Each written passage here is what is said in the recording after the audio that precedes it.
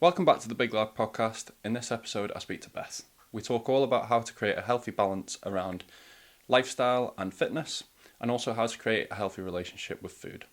If you enjoy this episode, make sure you drop it a like. If you're new, subscribe, and I'll let you get on with the episode. Beth, welcome to the Big Lad Podcast. How are we doing?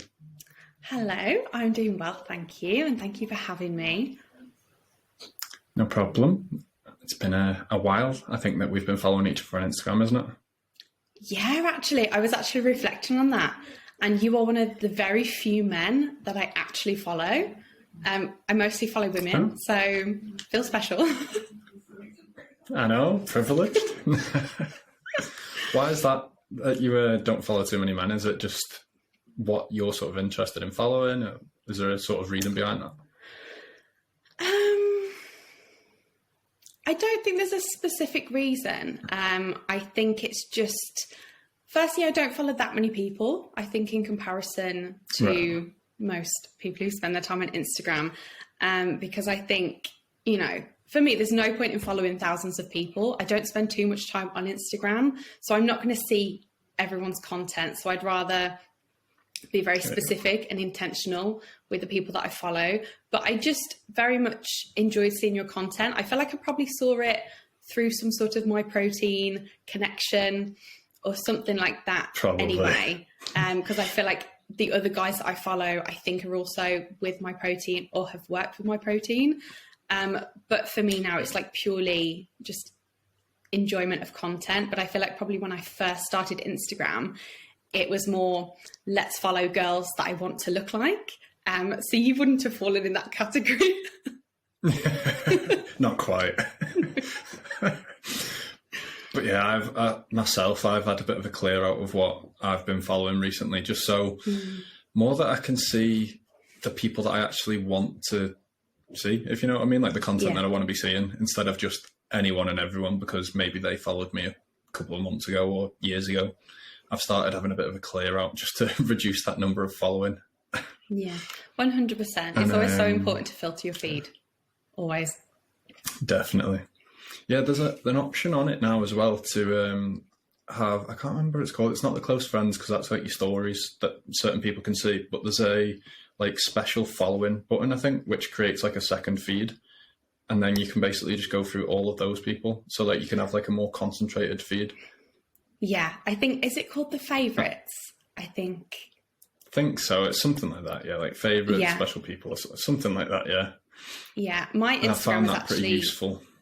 Yeah, my Instagram was only just updated to give me that feature, and I just haven't sat down and taken the time to actually create sort of a favourites feed. So it's something I intend to do, just I haven't got around to it. Yeah, it's one of those things, isn't it? It's not really high up on the priority list. So, a place that I always like to start on this podcast is finding out why people got into fitness in the first place, and then obviously you've moved on to being a PT as well. So, what is the reason that you got into fitness in the first place? Like, talk me through that story.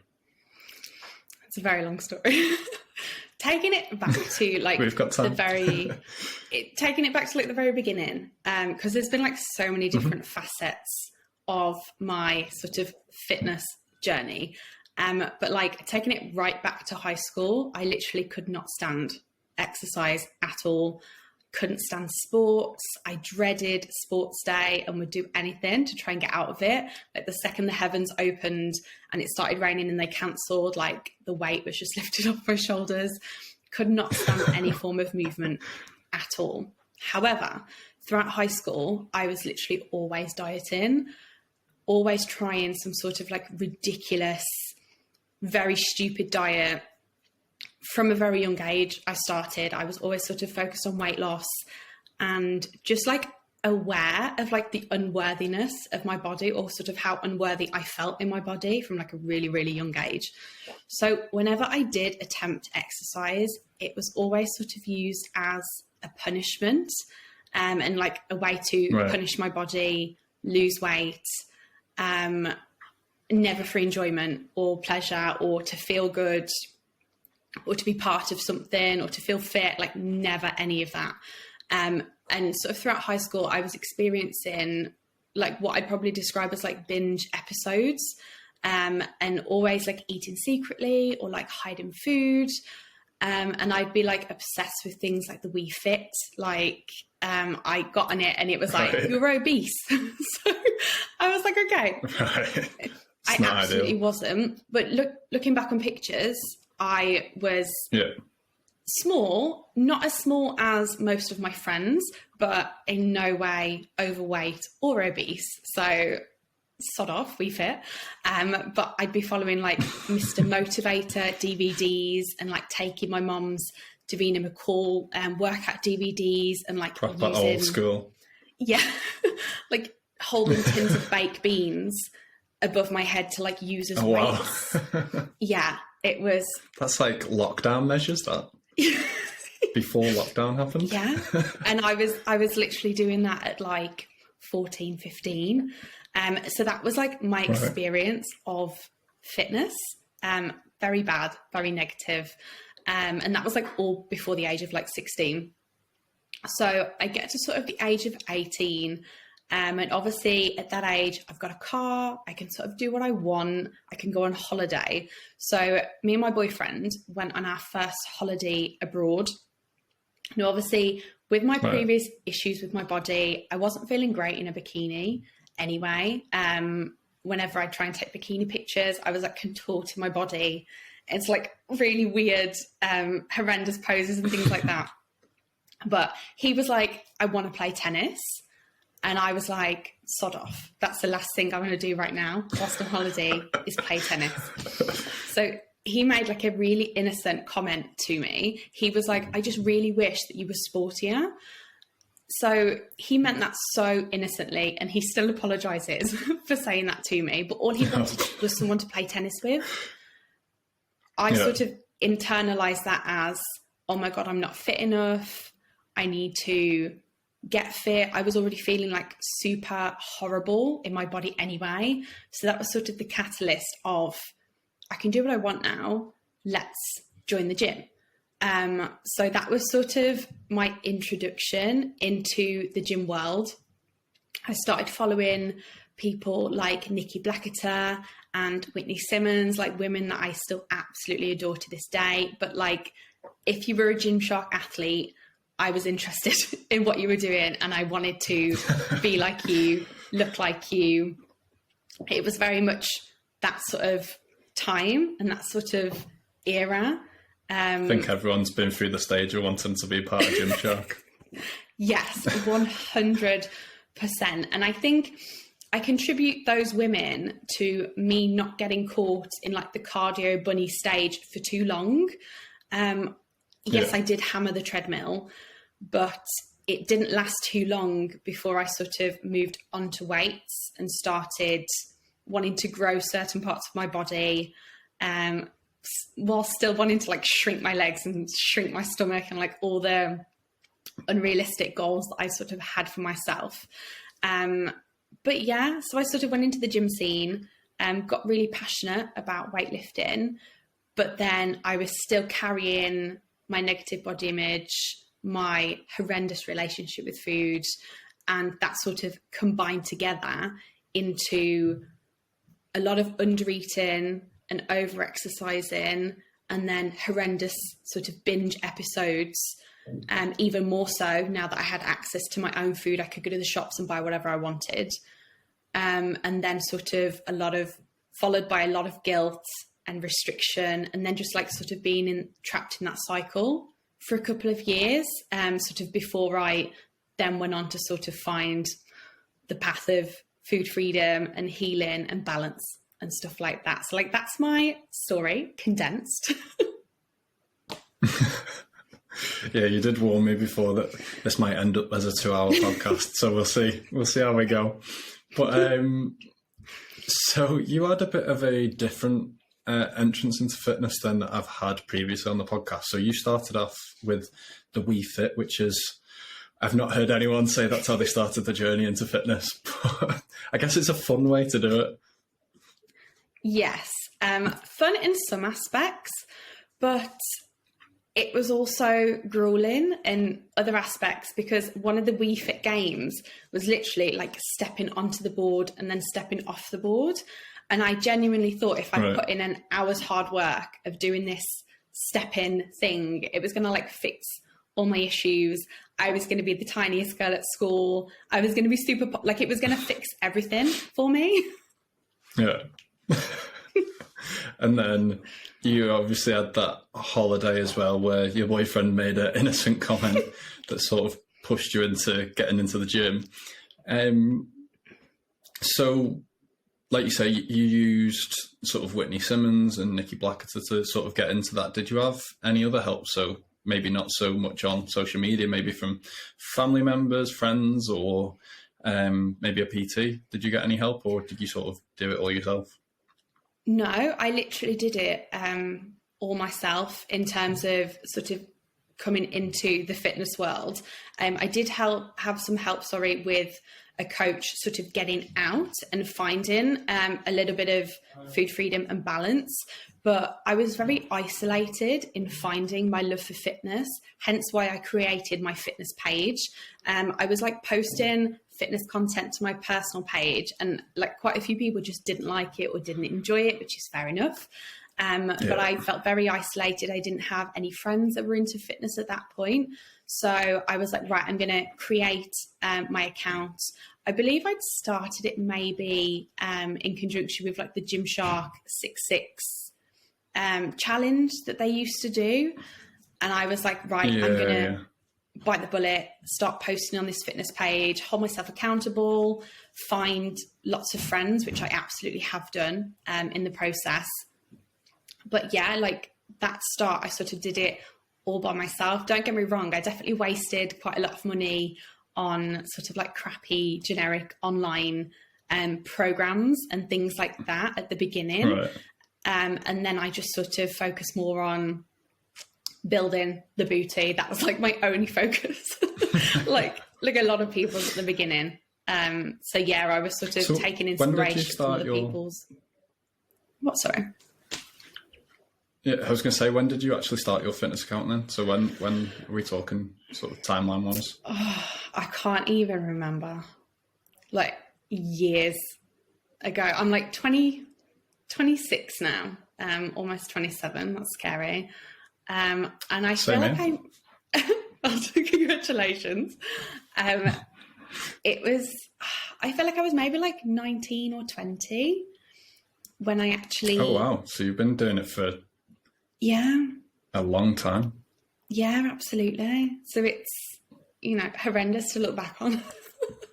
Before it was cool to have a fitness account. Yeah, 100%.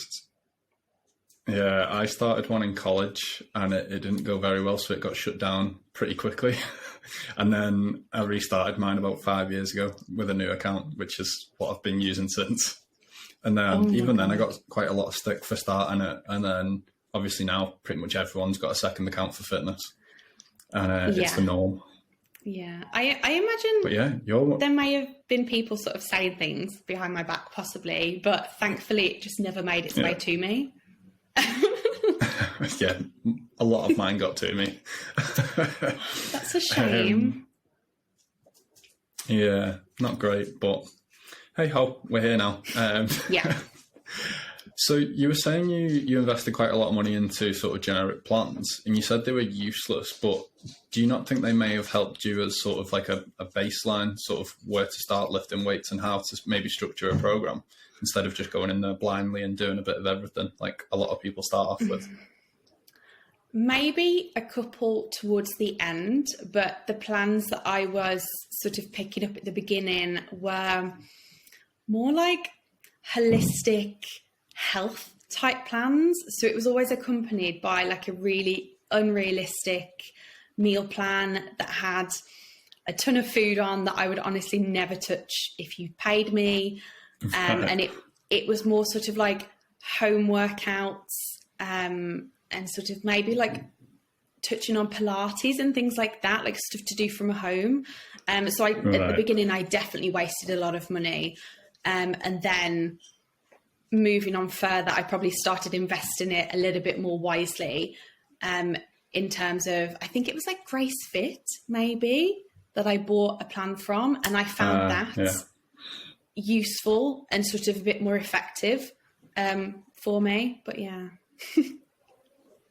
Yeah, I've done a bit of work with Grace Fit UK in the past. I'm not going to comment on it, but it's one of my most watched YouTube videos, put it that way. I don't know if you remember seeing it a couple of years ago, but... I don't remember seeing that, but I feel like as soon as I watch it, it's all going to come back to me. Yeah, I'll let you watch it and then we'll have a discussion offline. Okay. So you obviously then gone through your like generic plans and then came out to having a bit of help from a coach, I think you said, and then sort of finding your feet and getting some food freedom. What do you mean by the food freedom side of things? Like, what were you going through? What were your struggles, and how did you sort of overcome that? Because that's one of the main topics that we're going to be speaking about today as well. So to give some examples, it was things like being able to go out for a meal regardless of the time. I had very strict rules in place. It was like, I can't eat after 6 o'clock. If I eat after 6 o'clock, we need to just binge. If, you know, everything has to be planned, everything has to be calculated. Is it? Why? Yeah, because literally the last podcast I recorded, we spoke about the 6 o'clock eating after 6 and it becoming a binge. Yeah. So where did that come from then? Like where did the after 6 being? I feel like it was developed purely. I don't even think it was like outside sort of influence. I think it was, I was that focused on my body, like literally the second my body changed, I would go into like a mad panic. So my sort of mentality was, the sooner I stop eating of an evening, the more of a gap I'm going to have between like my last meal and like my breakfast. So I'm going to wake up like less bloated tomorrow. So in terms of digestion, it's not the most horrendous rule to put in place, but it was then affecting socialising and being able to go out for a meal. And if someone booked a meal for 7:30, I'd go into an absolute breakdown. In which way? Like you wouldn't eat, or you'd then just all or nothing sort of thing? It could be both. It could be both. And it just sort of depended on how much sort of mental willpower I had, to be fair. Like some days I would try and just starve all day. Like I'd start the day intending to not eat, and then maybe it'd get to like 2-3 o'clock, and that's when I'd lose control. So then I'd binge right before we'd go out for a meal, so that I couldn't even enjoy the meal because I was still so full from the binge. Wow. And that's literally just because you didn't want to feel sort of bloated the next day, or was there sort of other things behind that? I think it was just that I had such a high standard of perfectionism that honestly, even eating like an extra 50 calories would send me into a tizzy and a sort of breakdown. Right. So were you really sort of intense on tracking and MyFitnessPal and things like that as well?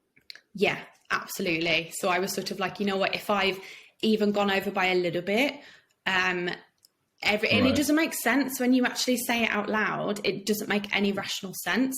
But the example that I often use, and my partner, bless him, he has put up with so much over the years, but I will have like perfectly calculated every single thing I was going to eat that day.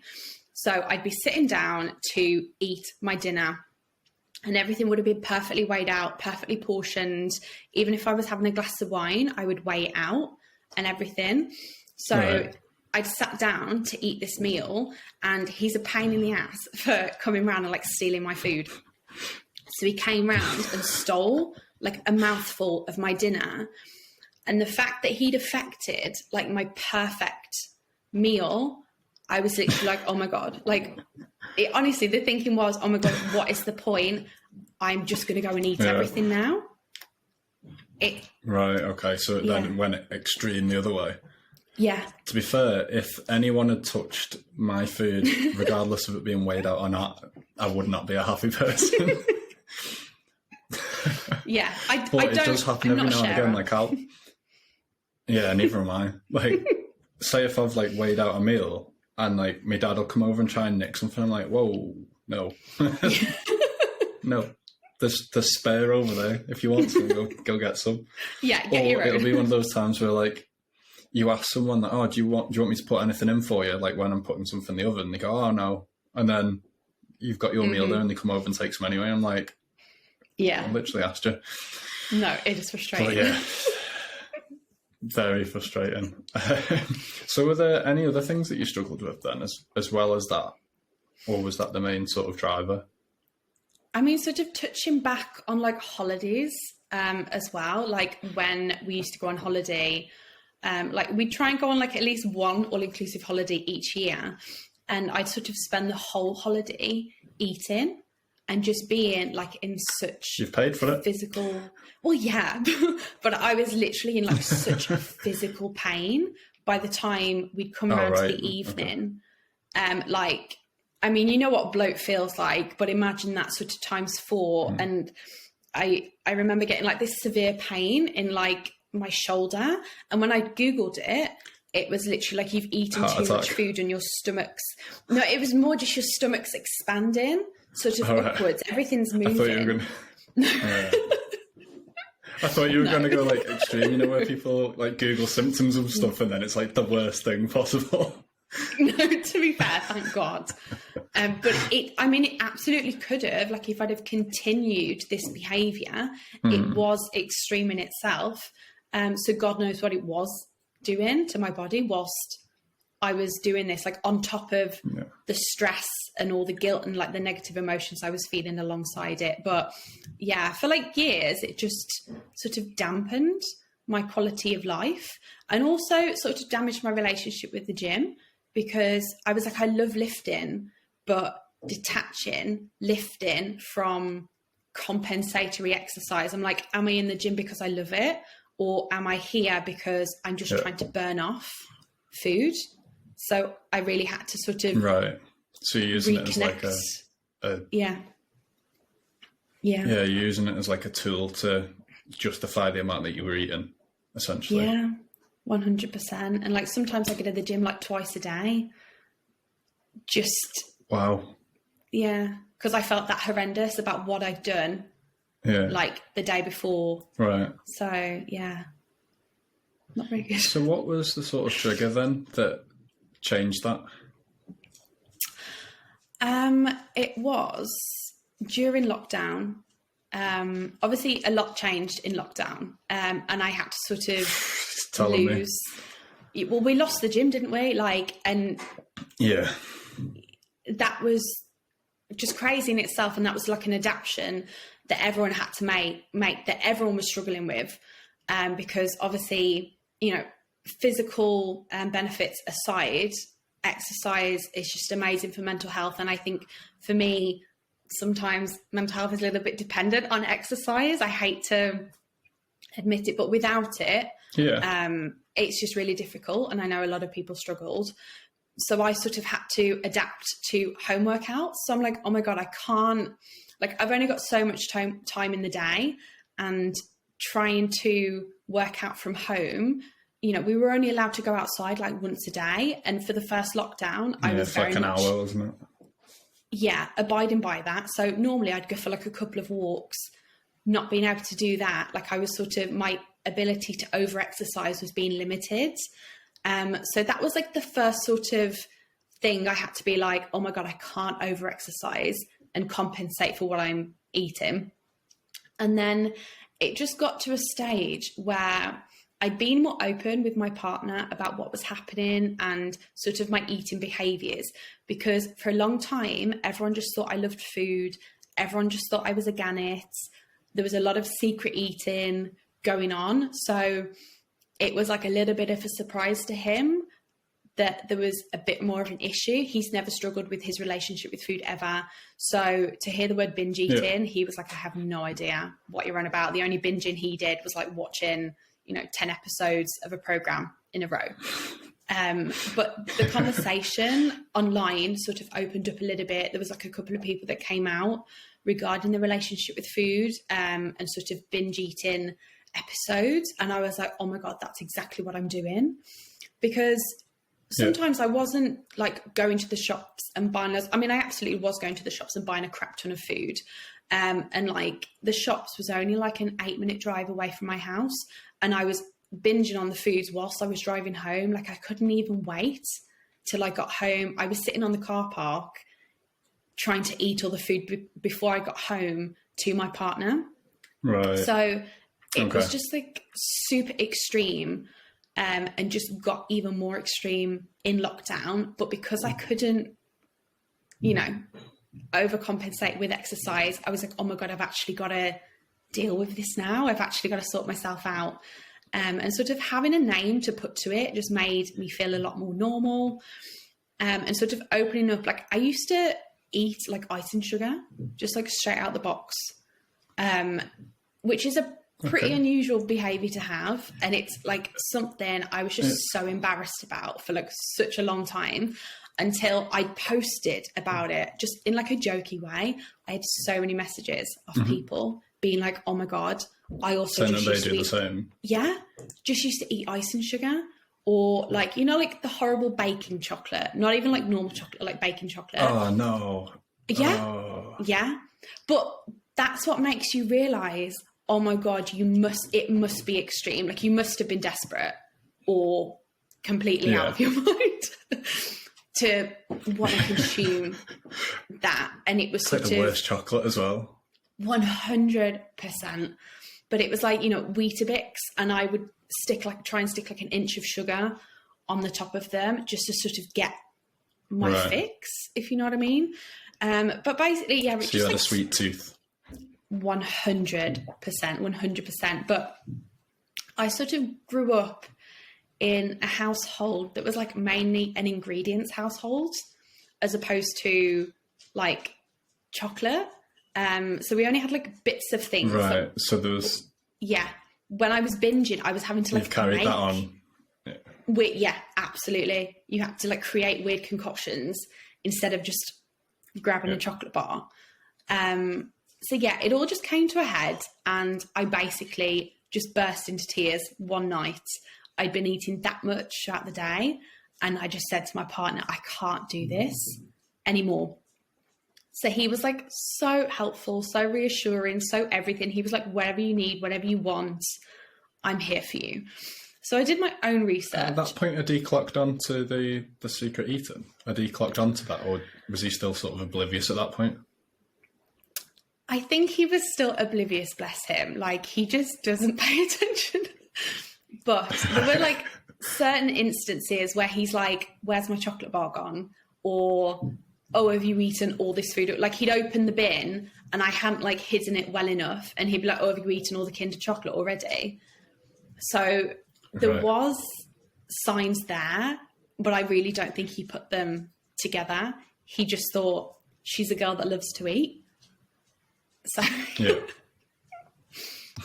but yeah, so I was like, right, done my own research. I think I need to start eating more. So having my Instagram account, I sort of shared every aspect of my life on Instagram. So I was like, okay, this is what I think I'm going through, guys. This is what I'm trying to do to combat it. Because I'm very much like an open book, like a literary talker. And then that's when I got in contact with a coach. And I don't sort of accredit my full food freedom to the coach, but they sort of gave me that accountability that I needed. I still did most of the legwork myself. It was a lot of challenging everything I thought I knew, you know, learning to be okay with having a rest day and not feeling any guilt. Learning that it's okay to eat like an extra Fred a frog if you want it, and the sky isn't gonna, you know, burst open and suck you into it. Like all of these rules, like it's okay to eat after 6 o'clock. You can eat at 8 o'clock if you really want to. You can do whatever you want. There's no rules. So I had to sort of like do that legwork and like question everything I knew. I even like changed gyms, because when we sort of could go back to the gyms, I was just like, I need a fresh new environment. to sort of have a fresh start. And I think that really helped as well. Nice. So how long ago was this then that we're speaking that this was happening? Because you say you're 26, nearly 27 now. Yeah. So is this around the time of lockdown then? The first one or the second one? Yeah, it was literally the first one. And it was... Okay, so 3 years. Yeah. And it was the point of... So I actually lost my nan during the first lockdown. And that was like another... Sorry to hear that. Yeah, it was just like so crap. But yeah, it wasn't anything to do with COVID. I lost my granddad as well. Oh, I'm sorry. It was just not cancer, ideal. actually, that sort of came and, it was just horrendous. But that was, she was like literally the most important person to me in my life. And I'd never had like a loss that great before. And that was the first time that I went to turn to food. And I was like, actually, this isn't going to make me feel better. Like, I'm eating this food and it's not helping me. And I think that's maybe also when the cogs started turning to be like, oh my God, you don't have to turn to food to fix your emotional problems. That sort of mental shift. Yeah, as well. So yeah, a really crappy realization to come to at the time, but that was sort of a poignant moment for me. Okay, and have you sort of had any struggles with that in the last 3 years since that you sort of changed? Or have there been sort of hurdles that you've had to overcome? Or do you have like daily sort of things that you need to do in order to keep yourself on track? Honestly, no. And I want to preface that this isn't going to be the same for everyone. It's not common to sort of have a on and off sort of switch, but I honestly sort of can go, when you've got a super busy day and sometimes you're just not able to eat as much, or you may just feel like totally exhausted. None of those situations trigger me now. I can eat whatever I want, when I want. If I want a donut for breakfast, it's not going to sort of impede the type of lunch I eat or the type of dinner that I eat. But that's not the same for everyone. When I sort of opened up about my binge eating journey and was like, right, this is done now. Like, we're not going to be this person anymore. I was able to just stop binging. Yes, there were like mental challenges, but on reflection, I just don't feel like I had it as hard as other people did. And, when I went on holiday for the first time, and I was able to eat whatever I wanted, whenever I wanted, and it just be chill and enjoyable. It wasn't like, oh, I'm trying really hard to do this. It was more like, oh my God, I've just had a holiday and I've just eaten what I wanted to. And it was more sort of like moments of realization after I'd done it. Yeah, when you see the benefits. Yeah. So for me personally, I think it was quite a quick journey, thank God. And it's just not the same for everyone else. Some people can struggle for years. Some people can try and tackle their binge eating and still continue to binge for like a few months after. Everyone's journey is different. And I just want to preface that. But on reflection, I was sort of able to get the help, open up, start doing the things, and then be like totally, completely 100% fine today. Thank God. Yeah, I see you post a lot of that sort of stuff on your Instagram as well, and it goes a lot into your online coaching and PT. Did that come off the back of any of this, or was that always the plan that you wanted to be a PT once you got into the gym? Like, when did you become a PT? So, yes, I think on reflection, it did sort of come off the back of that. However, another unfortunate circumstance in my life, the job that I used to work at previously, I'd been in it since I left school. It was like a good, steady job. But unfortunately, we lost our manager. He passed away like really tragically. And that was sort of the moment where I was like, okay, life's too short. Like, he was only like 60 something. I was like, life is just too short to not try and help people. And sort of around just before that, I'd got an offer from a company And they were like, we know, because I was doing like personal training qualifications behind the scenes. And I just didn't tell anyone, purely because I was like, you know what, I don't even know. Sometimes I don't have a lot of confidence in myself. So I was like, I don't even know whether I'm going to finish this. I don't even know whether I'm going to be any good at it, blah, blah, blah. That's like my personality condensed. Anyway, I had this offer for this company and they were like, you know, we'll contribute some money to your training. We will give you experience, help you along, blah, blah, blah. And then my manager passed away and the work environment just became horrendous. And I was like, you know what? Let's go for it. I just don't know what, you know, next month holds, next year holds. So then I think it was about 6 to 7 months after that, I eventually left my job. So it was like a very slow burner, behind the scenes type of thing. Yeah. And then was just like, screw it. Okay. I literally got engaged, went on holiday, got engaged, and then just never came back to work again. And then I was only with that new, I know, really nice. But I was only with that company like a short time, before it just didn't work out, and that's okay. But then made some wonderful, amazing friends from it who I run our podcast with, which we'll talk about that later. And then just sort of like went, but just sort of like went on my own. Obviously like working with people like Harriet from the podcast, who's a therapist. So, yeah. So what was the job that you were doing before you turned to PTing, out of interest? So it was literally just, and I feel like this surprises so many people. It was literally a little job in a factory, creating like electronic components and like sensors and things like that. I got into it because like a relative worked there and they were like, in between like the 6 weeks holiday at school, do you want to come and help out? I was like, yeah, sorted, extra money, give it to me. And then I went back again for the next 6 weeks and they were like, do you just want to stay here? I was like, hell yes. Fair enough. And then was it a similar job that you were moving into as well before you left? Was it the same company? No, or it was more like coaching and mentoring, and things like that. So, okay. Yeah. So it was like very helpful for what I do now. So that was literally January 20. I keep forgetting it's 2023 now. January 2022. Literally till February, I was only with that company in like 2 months, and then they sort of just dissolved. You're about a year deep on your own. Yes. Yeah. How's it going? How are you finding it?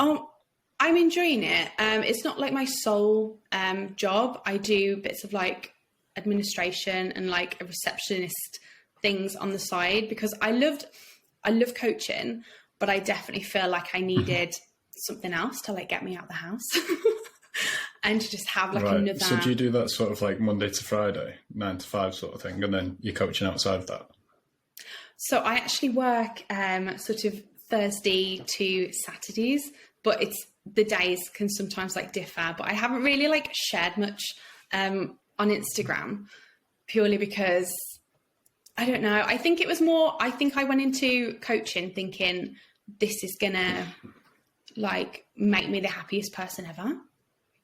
And then I became a coach, and sort of, I think it's a totally different experience going from working with people to then just being you.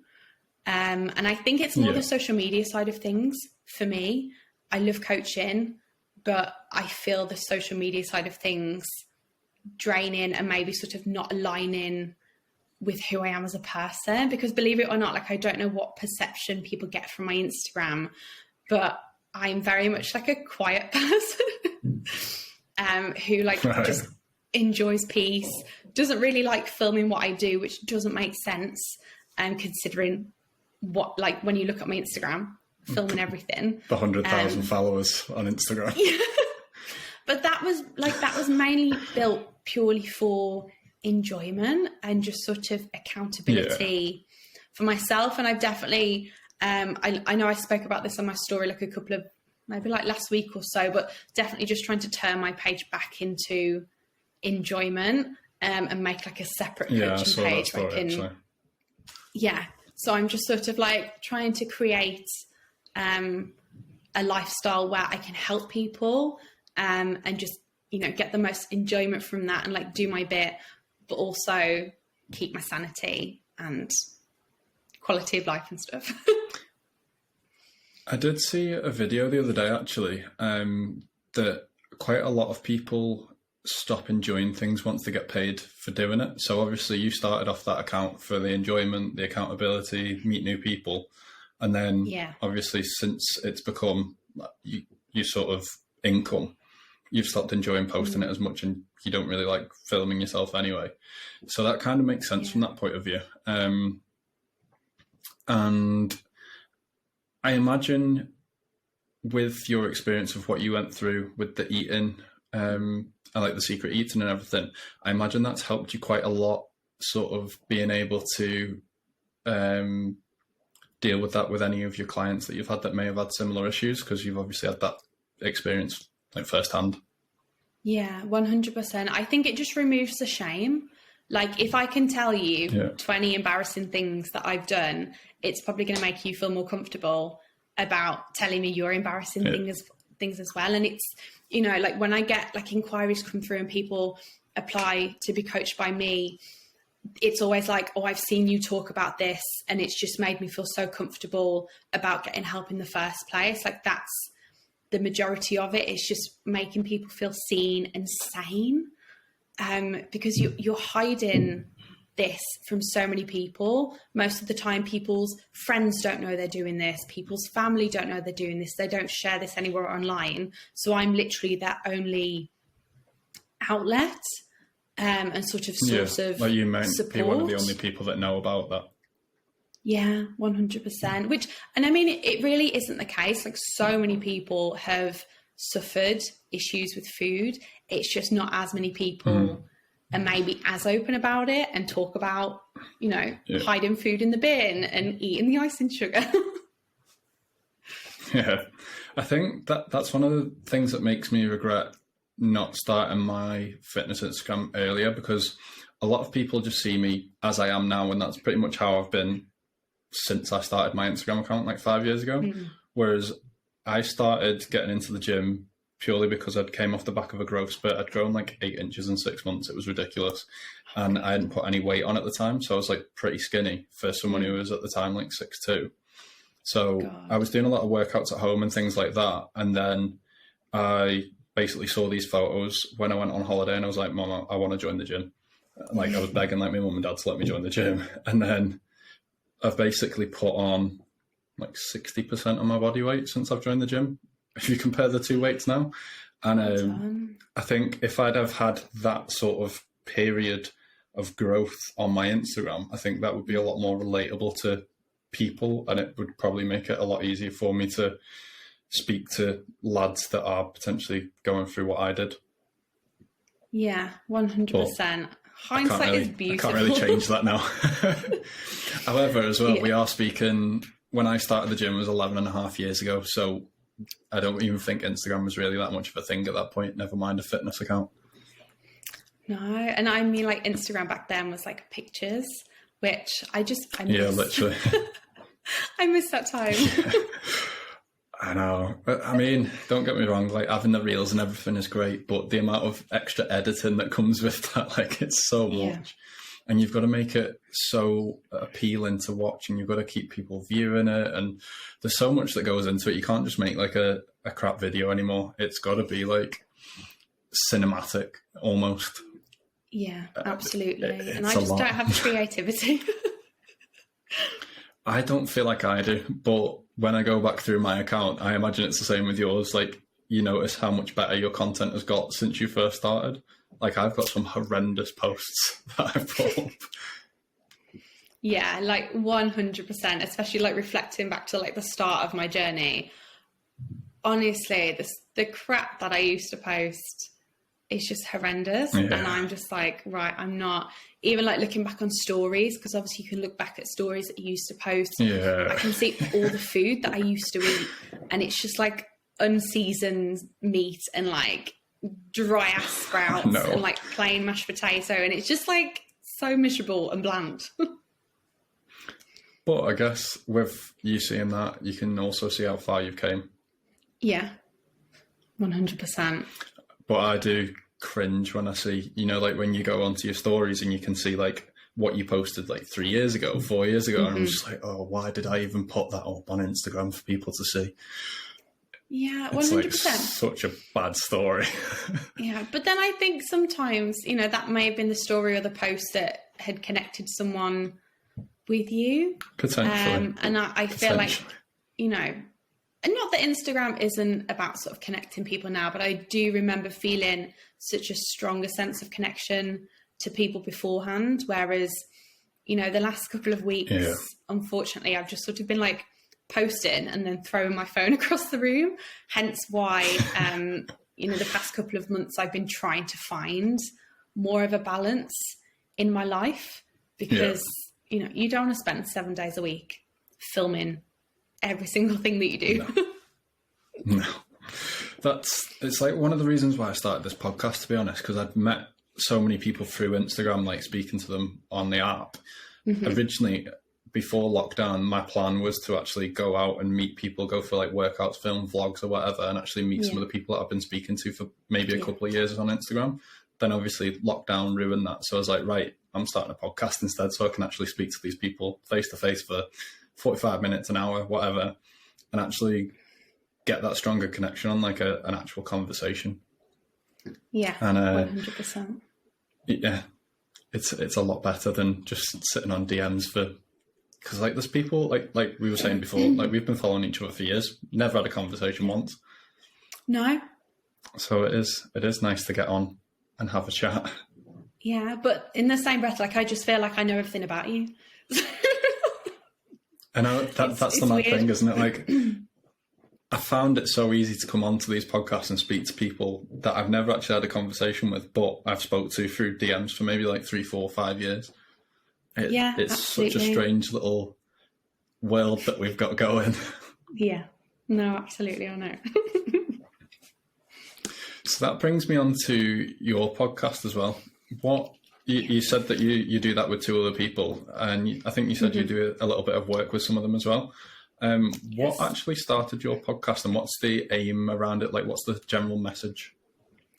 So we started Rewrite the Rules a year ago now, and it sort of coincided with us, me sort of like going on my own and with coaching. But for the 2 months previous, I was working, it was way more than 2 months actually, but because I was doing it sort of like behind the scenes as more of like a mentor / support person, I was working with both Natalie and Harriet for a while, and we just got on so well, just completely outside of work. Like we'd WhatsApp each other like 20-minute long voice notes and things like that, and we were just sort of like and we still do like a voice note I sent Harriet this morning was like 25 minutes long, and I was making breakfast whilst I was doing it. I would not be listening to that. But if I saw that come through, I'd just be like, no. But we honestly listen to each other's voice notes like we do podcasts. And that was sort of how we got onto it. We were like, oh my God, I'm going to listen to your podcast in a sec. We'd like nickname it a podcast as opposed to a voice note. And then we were sort of like, why don't we just create a podcast? Because we had such like powerful and enjoyable conversations together. We just got on so well, and we'd all had sort of not similar journeys, but we'd all had issues with food, issues with our body, issues with exercise, albeit in different forms. And, seeking help, whether it's a coach or a therapist or anything like that, it can be costly. Even if you're going through things like the NHS, waiting times are like 6 months and over. Some doctors, you're lucky if they even take you seriously in terms of some issues. So we were just like, you know what, we can put our enjoyment together, we can put our knowledge together and our experiences, and sort of share our message, help people who can't afford or, have been put on the waiting list or just want some help and just don't have any other person to talk to or to listen to. We can share our tips, we can share our experiences, and just maybe help other people find a little bit more peace with exercise and body image and food. And that's sort of like the aim, really, is just to help people in any way we can, but like give them that safe space where they feel normal, and just also like have fun together as well. It's just so much fun for us. So yeah. So it's almost, it links in very nicely with your online coaching message as well, doesn't it? Around health and well-being, sort of having that balance. And imagine it's very relatable for people to sort of hear not just you speak about it, but to other people as well, and have that, like you say, like a safe space for people to sort of feel a part of. Yeah, 100%. And it just helps people, I guess, get to know us a little bit more as well. I reflecting back on Instagram again, from like years ago, there was such like a connection and a community. Whereas, you know, you go onto Instagram now and you'll probably see like the same 10 people, even if you follow a couple of hundred. And it is like a little bit more difficult to firstly follow people's lives, because I definitely spend less time on Instagram now than I ever have before, because I'm just trying harder to be present and to just, you know, I've got my own life going on as well. But it just helps sort of people hear more and just reconnect and like get to know you.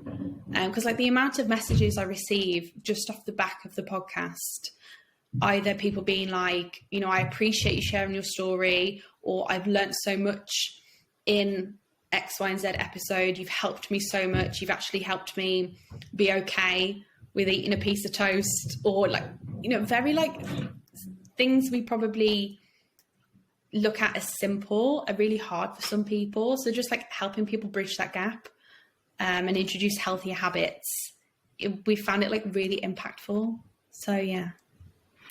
Yeah, the messages that you get off the back of you putting posts up, but there's nothing really better than that, I don't think, because the main reason, well, one of the reasons I started my Instagram was to sort of meet like-minded people, but also then be able to help and educate people.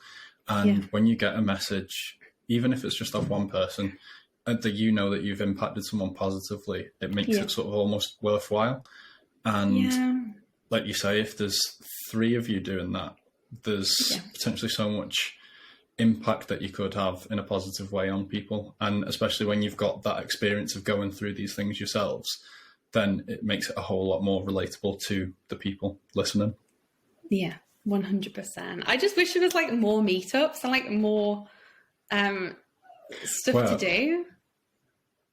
So just before lockdown, I organised a massive meetup. There was going to be like 35, 40 of us in London. And lockdown basically ruined that. I organised literally a gym that we could all go to. Like I spoke to the gym. They were going to let us all turn up and film and stuff. I organised a meal, a night out, accommodation, like everything was sorted. It was going to be class.